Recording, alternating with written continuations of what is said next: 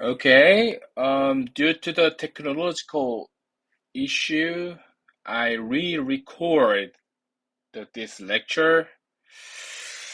Okay, anyway, so let me very direct about something that many people underestimate, the physical and mental demands of entrepreneurship.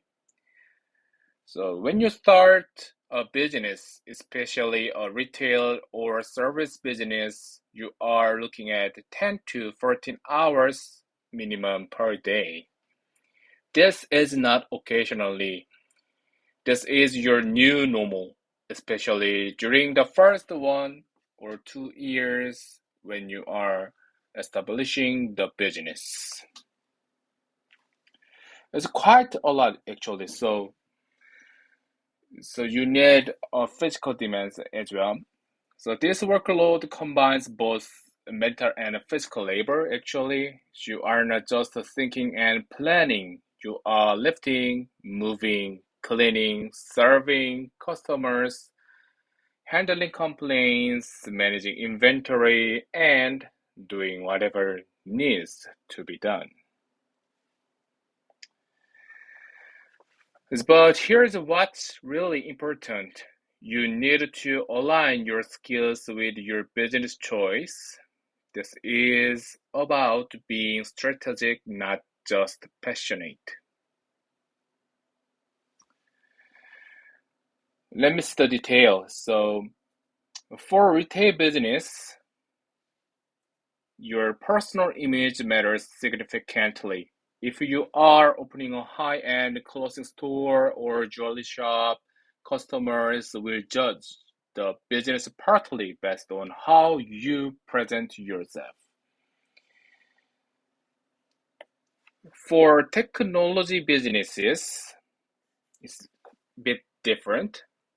Having technical skills yourself can dramatically reduce operational costs,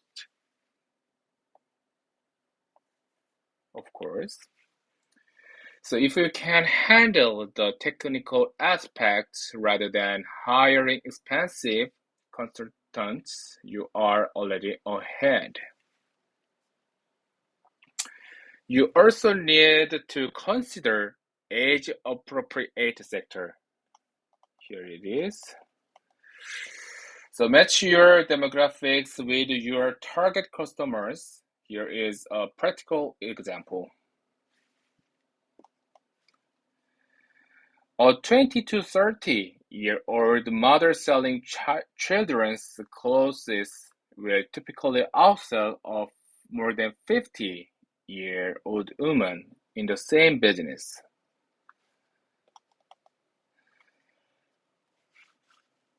Simply because younger customers can relate better to someone closer to their age and life stage. The key takeaway is here. So you must remember that success comes from aligning your personal strengths with business requirements. Don't just chase what seems trendy or profitable. Choose something that leverages who you are and what you are good at. Yeah, of course. So we are moving to next slide. So now let's talk about the mental qualities that separate successful entrepreneurs from those who struggle or give up. So first is a customer-centric mindset.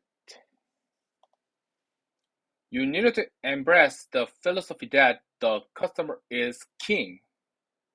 Have you ever heard that before? And this philosophy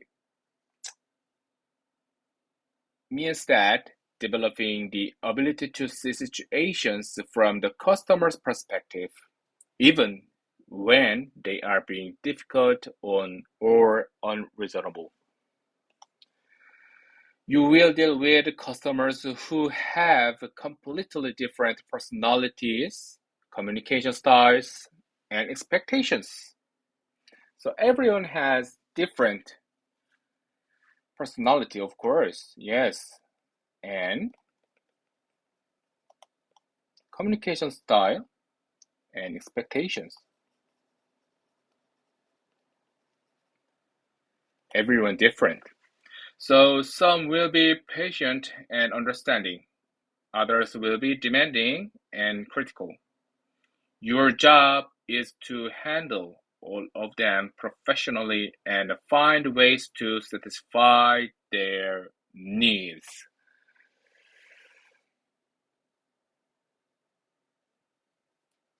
So the second critical quality is patience and persistence.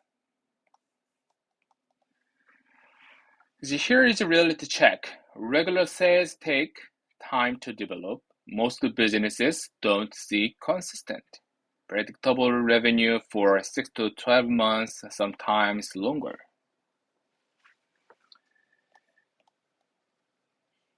So it takes normally 62 months, but sometimes longer. Yes, of course. So it is just the example. It's about just normal situation. It's but in real situation, it takes much longer than this time, 6 to 12 months.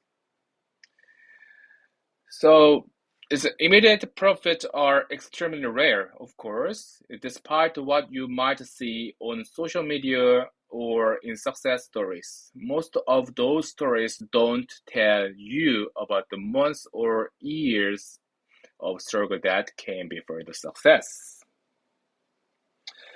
So in my personal example, as I said on the orientation time, first offline lecture, I operate my own business.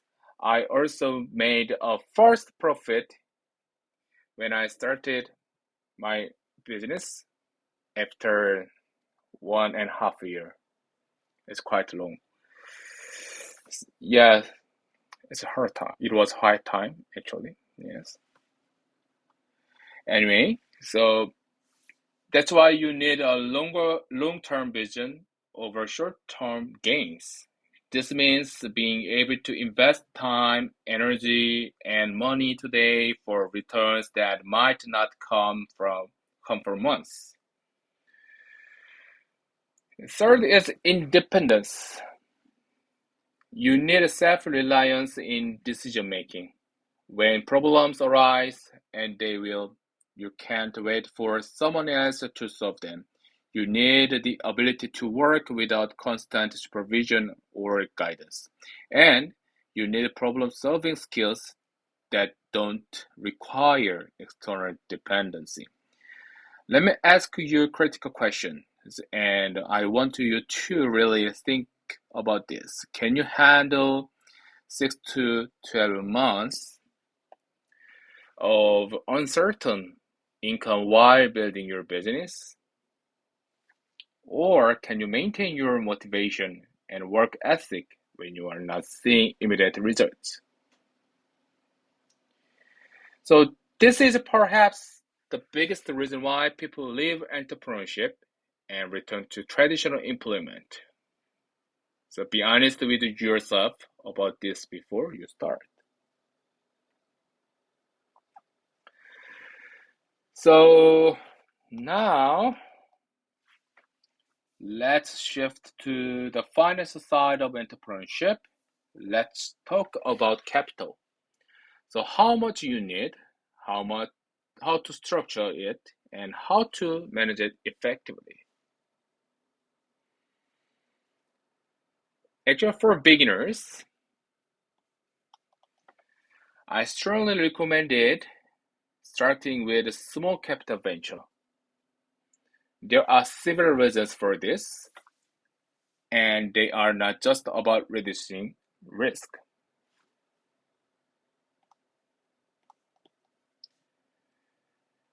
So when you start small, you'll learn faster. Every mistake costs less, so you can afford to make them and learn from them. You also maintain more control and flexibility when you are not heavily indebted to investors or lenders. Here's how you should think about organizing your capital needs. Divide your budget into four categories. So first category is pre-opening preparation funds. So this is include market research, market research, and business plan development. So I just write the plan development.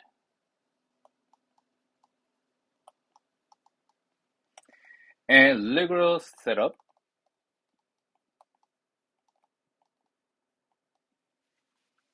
Permits and initial training or education you might need. So I'm gonna write ETC like that. So second category is fixed capital. This is equipment like that. Initial setup and renovation, furniture and technological system. So just like system. Sorry for my worst writing. Yes, etc. So basically anything you needed to get your doors open. And third category is working capital. This is for daily operation. So once you are open. So inventories and utilities. So wages, rent like that.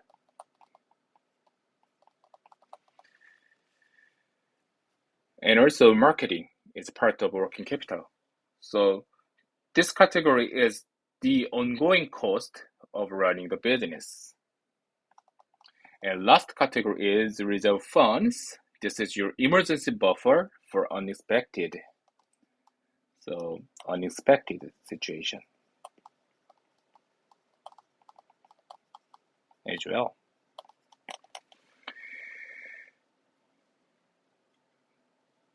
So you also need to budget for additional cost that people often forget it. So when I operate my first business, I also forget it. So that's why I closed my business. There is the main reason. So let's have a look. So there is also four main considerations. So first consideration is store introduction fees and opening event cost and marketing and promotion expenses and ongoing business analysis and research like that. So here's the best practice that so experienced entrepreneurs by keep 20% of your total capital as an emergency funds. Unexpected costs always occur during the startup phase. Always. The plan for 120 to 130% of your estimated cost, not just 100%. But this percentage is also example. But I recommend you if you have much more money or or you have ability to lend money from the capital, so make much more percentage. It's better. So yes, so I recommend. This is just my personal opinion. I recommend more than 130%, but not but no more than 150%. It's quite a lot actually. Yes, I recommend more than 130% to 100%, but no more than 150%. It's just my personal opinion, but someone have different opinion maybe. So let's talk about where this capital should come from, because not all funding sources are created equal.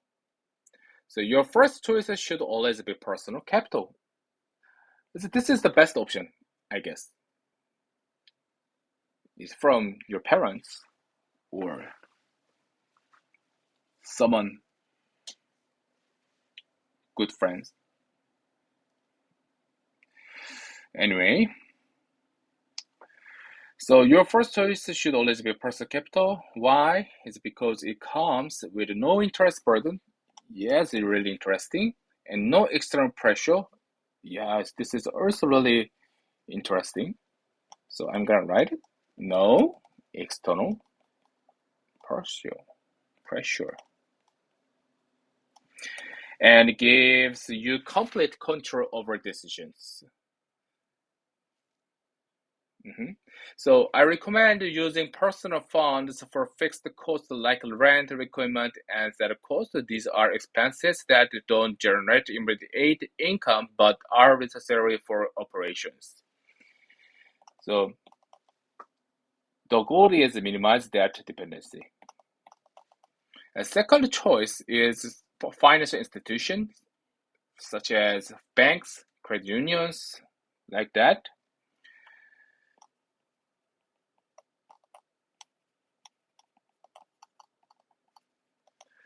So the advantage here is lower interest rate compared to private loans, structured repayment terms, and a professional relationship that can grow with your business. So as I said before, the best option is, of course, personal capital. But financial institution is also a really good option.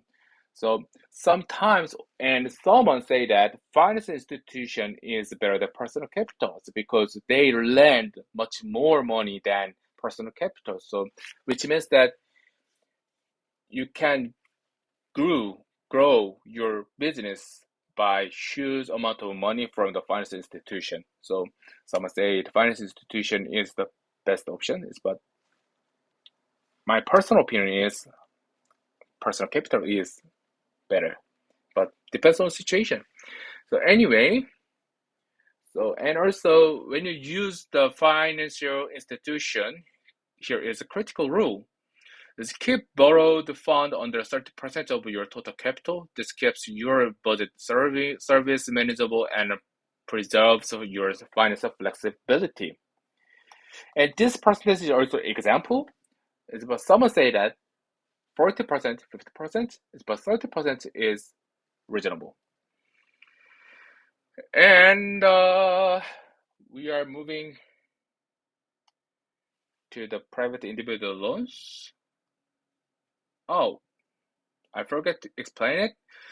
So use institutional loans for working capital rather than fixed costs. This way, the borrowed money is going toward activities that should generate revenue to pay back the loan. Yes, just memorize it.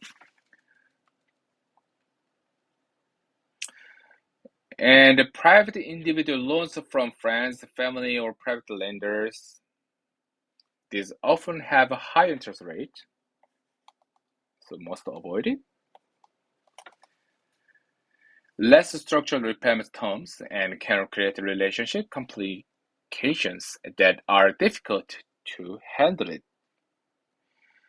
So here is an example of a health capital structure. So 70% personal funds, 20% bank loan, 10% reserve fund. This is the best option. But as I always say that this is just an example, and this percentage can be changed depends on the situation.